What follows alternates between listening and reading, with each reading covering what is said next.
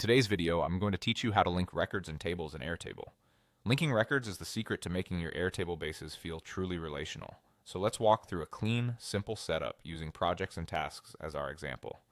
Start by creating two tables, one for projects and one for tasks. Give each table a clear primary field, like project name in the projects table and task name in the tasks table.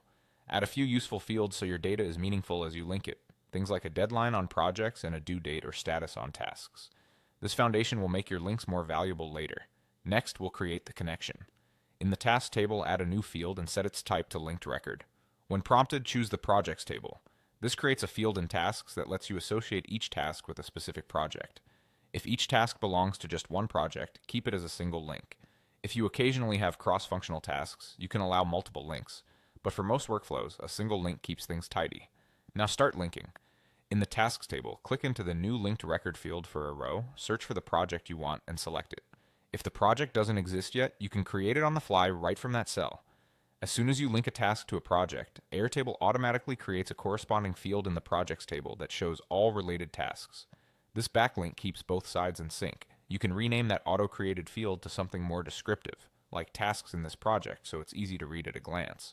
With the relationship in place, make it work harder for you using lookup and rollup fields. A lookup field pulls specific information across the link. For example, in the Tasks table, add a lookup that displays the linked project's deadline next to each task.